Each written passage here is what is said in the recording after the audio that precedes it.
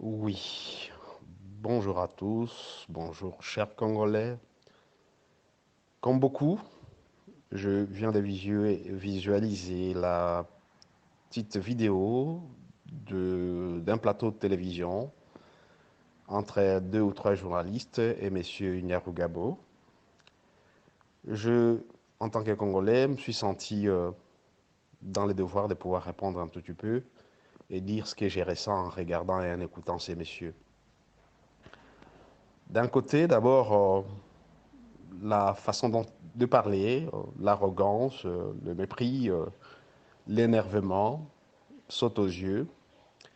Et j'ai l'impression que ce monsieur a quelque chose à cacher, et ça ne m'étonnerait pas que ce monsieur ait quelque chose à cacher, parce qu'en fait, ces gens-là, pardon pour ces mots-là, cultivent une culture de mensonge. En fait, pour revenir au fait, je vais poser un certain nombre de questions. Probablement, chacun y répondra de sa façon, mais moi, j'ai quand même ces questions-là. Ce monsieur parle d'Eutre Congo depuis 2 siècles. Moi, j'ai une question qui me revient tout de suite. S'ils sont là depuis 2 siècles, le nom Banyamulenge est apparu quand? Le nom de Banyamulenge est apparu quand? Alors, s'il est apparu à une certaine époque, qui n'est pas lointaine, elle est récente, pourquoi le nom doit apparaître récemment seulement? Et alors, si le nom est apparu, pourquoi est-ce que la communauté ou alors la tribu a dû changer de nom? Pourquoi on change les noms de la tribu? Et si on change le nom de la tribu, avant on s'appelait quoi? On s'appelait comment? Alors, si on doit changer le nom de la tribu, j'ai pour moi l'impression qu'on cache quelque chose. Et ça, je crois que ces messieurs ne veulent pas le dire. Ça les met mal à l'aise d'en parler, parce qu'en fait, ce sont des faussetés. C'est ce que vous voyez dans son énervement, c'est ce que vous voyez dans dans sa voix élevée.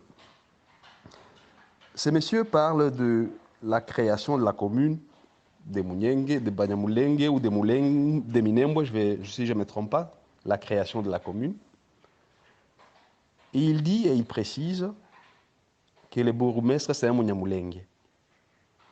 Là également, j'ai une question. Depuis combien de temps, ou alors, Minembwe a un bourgmestre depuis combien de temps? Depuis combien de temps Minembwe a un bourgmestre?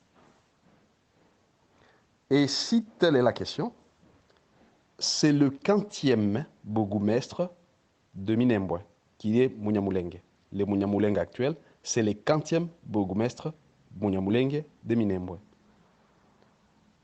Alors, je voudrais bien répondre à ça d'une façon ou d'une autre. Il essaie de convaincre son petit monde par des mensonges en disant que bon, à Minembwe, il y a toutes les communautés y sont représentées, ce n'est pas le cas ailleurs. Ma question est celle-là, depuis combien de temps? Et c'est monsieur qui est devenu bourgmestre de Minembwe, qui est Munyamulenge selon ses dires, est bourgmestre depuis combien de temps? Et c'est le quantième bourgmestre de Minembwe, et c'est le quantième bourgmestre Munyamulenge.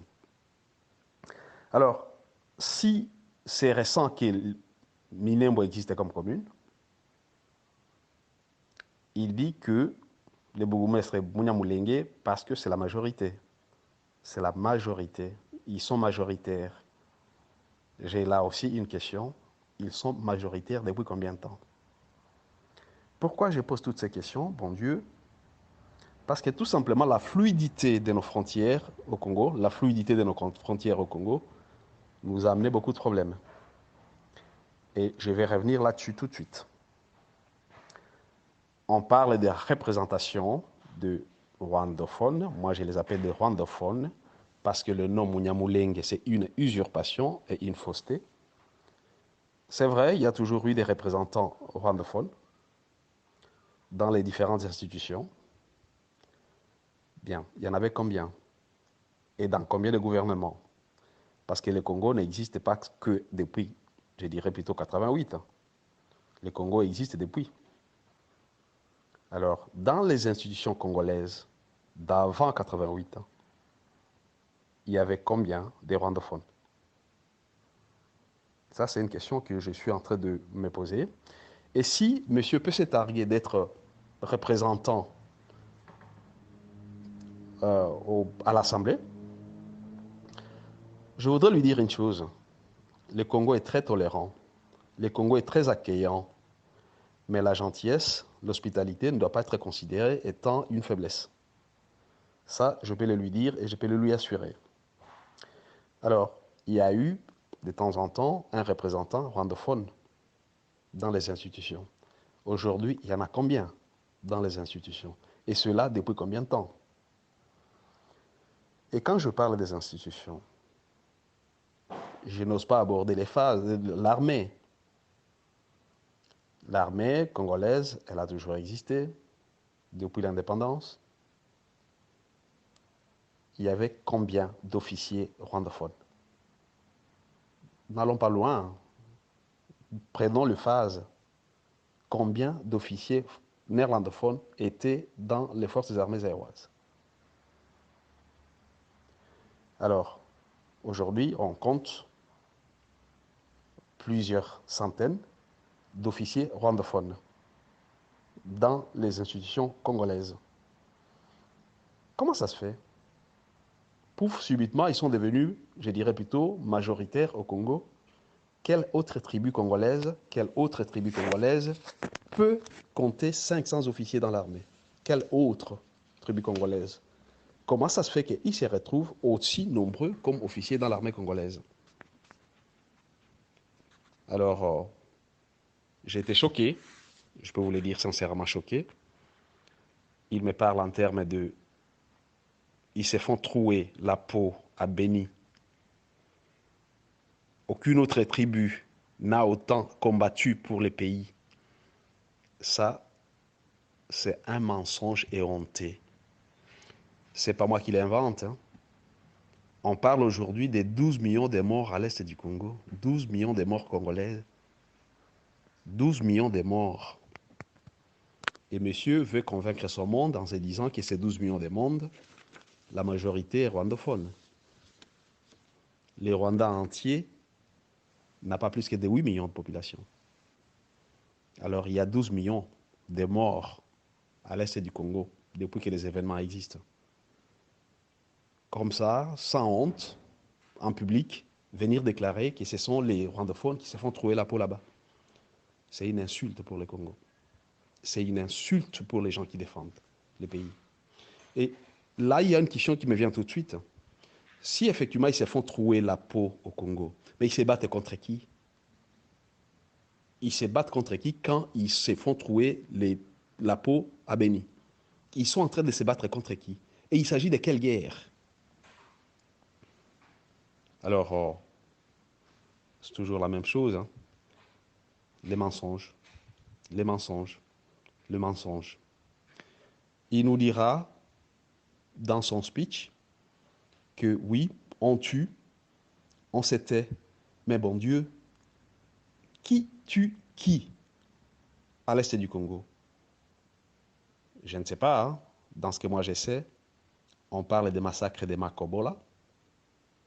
Je ne suis pas certain que ce soit les rwandophones qui sont morts dans les massacres de Makobola. On parle des massacres de Lulinda. Je ne suis pas certain que ce sont les rwandophones qui sont morts dans les massacres de Lulinda. Au contraire, ce sont les Tutsis qui ont massacré. Ça, vous pouvez le vérifier. On parle de massacres de Mandiga. Alors la liste des massacres peut s'allonger. Qui tue qui? Alors, les gens vont se taire, c'est vrai, ils vont se taire, c'est vrai, mais qui est en train de tuer l'autre? Alors, mes amis, soyons, je dirais plutôt, humains. Pas, je dirais plutôt naïfs, de se laisser emporter par des discours qui n'en sont pas. Regardez ceci. On parle des Maïmaï, c'est vrai, mais ceux qui vous parlent, il sait, est-ce qu'il peut vous dire qui sont les Ngumino? Est-ce qu'il peut vous les dire? Et si vous ne les savez pas, vous pouvez toujours vous renseigner, vous aurez les noms, vous aurez des faits. Falsifier les faits, falsifier l'histoire, ne sont que des mensonges qui ne tiennent que pendant quelques temps. Mais ils tiennent pendant quelques temps parce qu'en fait, il n'y a pas de travail de fond qui s'est fait. Allez chercher les faits, allez vérifier les faits dans l'histoire. Les Ngumino font des victimes au Congo, à l'Est. Et ce ne sont pas les Tutsis qui sont tués par les Ngumino. Les Ngumino, ce sont les Tutsis, des milices Tutsis qui tuent et qui font la guerre à nos forces, au FARDC. Les Ngumino font la guerre à nos FARDC. Alors, mes frères, je peux vous dire tout simplement que ces gens-là, passez-moi ces termes-là, et je mesure mes mots, ont une stratégie de massacre. Et cette stratégie de massacre a un but. Vider les Congos de ses habitants pour pouvoir occuper les terres. Donc en fait, on va chercher la terre, ou alors, dans ce qu'il dit, les droits à la terre, par les armes. On tue, on massacre, et puis on s'y installe. Ce monsieur dit qu'il revendique les droits à la terre. Les droits à la terre se revendiquent, oui, si on en possédait une. Si on en possédait une, et puis au lieu de posséder, on va la revendiquer. Mais si on n'en possédait pas, on commence à la revendiquer et proclamer partout qu'on a droit à la terre. Mais elle sortira d'où cette terre? Cette terre a toujours un propriétaire, a toujours un peuple qui y habite. On ne va pas comme ça arracher la terre des autres et les autres se laisser faire. On va revendiquer la terre, si on a été dépossédé de cette terre. Alors, il nous parle d'être là depuis 2 siècles. Ah bon Dieu, il y a des sources. Le colon était là. Il n'est pas parti depuis 2 siècles, il est parti en 1960. De 60 à aujourd'hui, c'est 60 ans. Mais ils ont des sources, ils ont écrit, ils ont nommé les tribus du Congo. Les rwandophones ne sont pas dedans.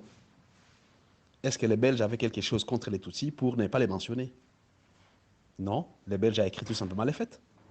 Aujourd'hui, si vous allez à la Bibliothèque nationale en Belgique, ces archives sont toujours là.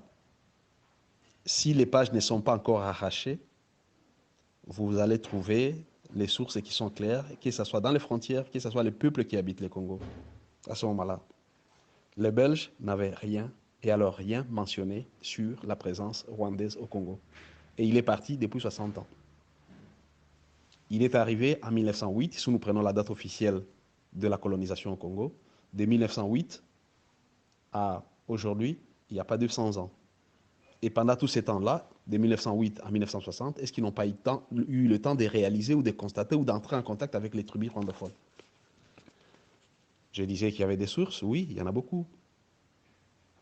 La Croix-Rouge, oui, je disais qu'il y avait des sources, et j'ai cité la Croix-Rouge, parce que la Croix-Rouge, c'est une organisation internationale qui s'occupe de trouver des solutions pour des peuplades, je dirais plutôt malmenées dans leur pays, et pouvoir les replacer ailleurs. Ben, ces sources-là existent. Hein. Vous pouvez voir à quel moment les rwandophones sont arrivés dans les hauts plateaux. Je ne suis pas en train d'inventer ou de raconter une histoire. La source, elle existe. Vous pouvez aller aujourd'hui sur, je dirais même YouTube. Ces sources existent dans YouTube. Alors, ceci nous amène à la haute question ou à la grande question, la question de la nationalité. Je voudrais vous faire comprendre une chose, mes frères congolais. Il y a un amalgame énorme. Et ces gens-là veulent utiliser cet amalgame pour mettre les gens dans l'ambroglio. L'amalgame, c'est quoi? C'est vrai, il y a eu et il y a des rwandophones dans les années 60 au Congo. Il y en a. Ce qui se revendique d'avant cette période-là, c'est fort possible. Mais les sources ne nous disent rien là-dessus. Les sources sont muettes. Les sources nous montrent tout simplement l'arrivée dans les années 60. Et si nous basons de ces sources-là, c'est pour cela que certains vont coller les noms de réfugiés rwandais. Alors, ces réfugiés rwandais qui sont dans les années 60, aujourd'hui nous sommes 60 ans plus tard, croyez-moi, je pourrais même dire, ça a été un peuple pacifique. Pendant ces années 60, jusqu'à aujourd'hui, la vie était pacifique. La cohabitation était pacifique. Il n'y avait pas de ces bagarres-là entre différentes communautés. Alors, qu'est-ce qui a changé? Eh bien, ce qui a changé, c'est ce que je disais avant, la fluidité de nos frontières. Les Banyamulenge sont arrivés. Comprenez-moi très bien, je fais la distinction entre les rwandophones et les Banyamulenge. Les rwandophones, ce sont ceux-là qui étaient là depuis X temps, qui ont vécu pacifiquement. Pour moi, si la législation permet, ces rwandophones peuvent avoir la nationalité. Quoique l'acquisition de la nationalité est un acte individuel. Un acte individuel, la personne qui veut accéder à une nationalité d'une nation va pouvoir la demander, la revendiquer. Alors si la législation le permet, pour moi, il n'y a aucun problème. Ces gens-là peuvent avoir la nationalité congolaise parce qu'ils sont là depuis X temps et ils ont été pacifiques. La question de la nationalité se pose sur les Banyamulenge. Les Banyamulenge, c'est quoi? J'ai fait la distinction et faites la distinction. Ce sont ces Rwandais qui arrivent dans le cheval d'étroit du RCD. Ce sont les forces armées rwandaises qui viennent se battre au Congo. Les Kundabatware, vous les connaissez. Ce n'est pas une histoire ancienne. Nous l'avons vécu, nous le savons. Eh bien, ce sont ces Banyamulenge qui arrivent et qui installent la guerre, qui changent de nom, qui revendiquent la nationalité par force. Ne faisons pas l'amalgame. Les rwandophones, ils peuvent avoir la nationalité. Ils n'ont pas eu, pendant les temps qu'ils étaient au Congo, ils n'ont pas eu besoin d'échanger de nom de leur tribu. Ceux qui falsifient l'histoire et qui n'ont pas compris comment le Congo fonctionne viennent avec le nom de Banyamulenge. Ils viennent revendiquer une certaine authenticité, une certaine appartenance au Congo en se faisant passer sur un nom à consonance congolaise. Faux et archi-faux. Ils se sont trompés. Ils s'appellent des Banyamulenge. Ils viennent donc par force des armes revendiquer des terres, revendiquer la nationalité, revendiquer des postes dans toutes les institutions du Congo. Eh bien, ces gens-là ne peuvent pas avoir la nationalité congolaise. La nationalité congolaise ne peut pas être acquise ou arrachée par force et par groupe. Faisons pas l'amalgame, et j'insiste là-dessus, les rwandophones qui ont toujours été au Congo peuvent avoir la nationalité, ils sont congolais. Les Banyamulenge, ce sont des usurpateurs. Ils sont venus, ils veulent se donner une certaine congolité, si je peux utiliser ces mots-là, en changeant des noms de la tribu pour pouvoir donner une consonance congolaise. C'est des faux. Ce sont ceux-là qui tuent. Ce sont ceux-là qui tuent. Et ils tuent en masse. Vous ne pouvez pas ignorer les sources qui existent, qui montrent combien Kagame et ses troupes sont nocifs sur le territoire de l'Afrique centrale. La culture des tueries. Ce sont ceux-là qui vont nous infiltrer, qui vont infiltrer notre armée. Les journalistes, dans cette vidéo-là, ont posé une question de l'éventuelle mutation de certains officiers rwandophones ou Banyamulenge vers l'ouest du pays. Ils ont refusé. Mais c'est tout à fait normal qu'ils refusent.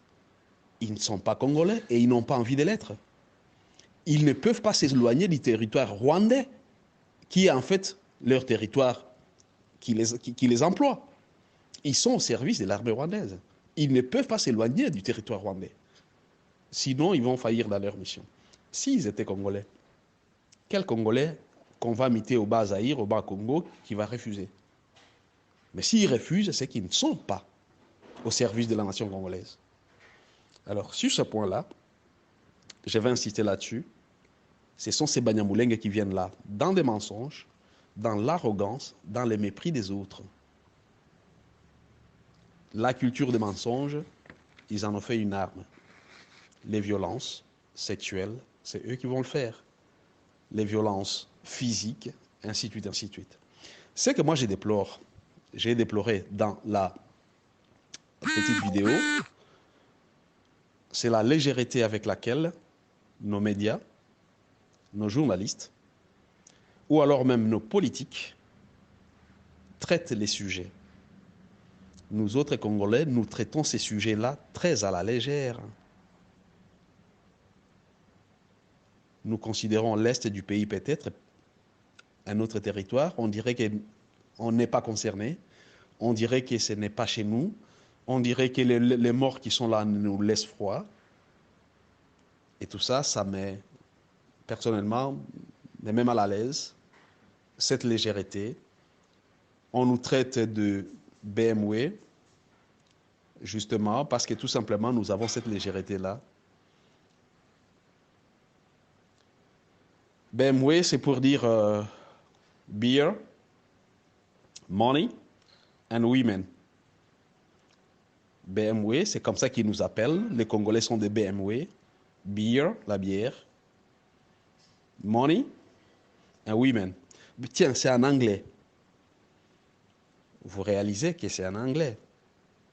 En fait, les Rwandais d'avant étaient francophones. Les Banyamulenge sont anglophones. Et c'est pour cela qu'ils nous traitent des BMW. Ils nous parlent en termes anglophones. Anyway, moi personnellement, je suis confiant. Je suis confiant, cela veut dire quoi? À un certain moment, chaque chose a son temps. Le mensonge a toujours été très rapide, mais la vérité finit toujours par arriver. Moi, j'y crois. Pour le moment, nous dépendons de ce qu'ils disent. Il nous faut embarquer dans un imbroglio énorme. Le speech de ces messieurs-là va vous convaincre si vous n'êtes pas informé, en vous disant qu'on ne va pas poser la question de la commune, on ne va pas se poser la question de la nationalité, on ne va pas se poser la question de la gestion de la communauté, de Minembwe, de la municipalité de Minembwe. Tout ça, c'est un imbroglio énorme qu'ils sont en train de créer. Et je crois que j'ai donné une certaine lumière par rapport à tout ça dans les questions que j'ai posées. Je suis conscient, je suis confiant parce que tout simplement, ils essaient de falsifier l'histoire. L'histoire ne se falsifie pas. Nous avons des sources. Les archives belges sont là, peuvent nous donner les vérités telles qu'elles sont. Les archives de la Croix-Rouge, comme je venais de le dire, sont là. Les archives du Zaïre sont là. Ou même les archives du Congo avant les Zaïre sont toujours là. Alors, nous avons, j'essaie, des chercheurs. Jusque-là, peut-être la question ne nous intéressait pas. Mais je suis confiant, je suis certain qu'avec la perspicacité que nous avons, nous autres Congolais, nous allons trouver des réponses à tout ça. Le mensonge sera vite éventré si nous nous intéressons aux archives. Et nous allons démentir point par point à base des archives. Nous n'avons rien contre les rwandophones qui sont dans les pays, loin de là. Nous avons tout contre les falsificateurs qui sont les Banyamulenge. Ne faisons pas l'amalgame. Les Banyamulenge qui se disent Banyamulenge, ce sont des Rwandais, des rwandophones, des Rwandais du Rwanda, qui viennent d'arriver, qui sont arrivés avec les RCD, et qui falsifient tout, et qui faussent tout, et qui compliquent la vie des rwandophones qui étaient là avant. Nous avons vécu avec eux depuis les années 60 jusqu'à aujourd'hui, pacifiquement, et j'espère que nous allons faire les triages des rwandophones et des Banyamulenge. Les Banyamulenge n'ont pas le droit d'être au Congo, parce qu'ils imposent par la force leur présence, l'acquisition de la nationalité, l'acquisition des postes, par la force. Est-ce qu'ils sont plus forts que nous? La réponse est non. Mais l'histoire nous dira quoi? Voilà, ma petite... j'ai vidé mon cœur, ce que j'ai ressenti en lisant ou en écoutant la vidéo que j'ai vue sur YouTube. Merci, si vous pouvez bien dispatcher ces 2 audios à tout le monde. Ciao, ciao.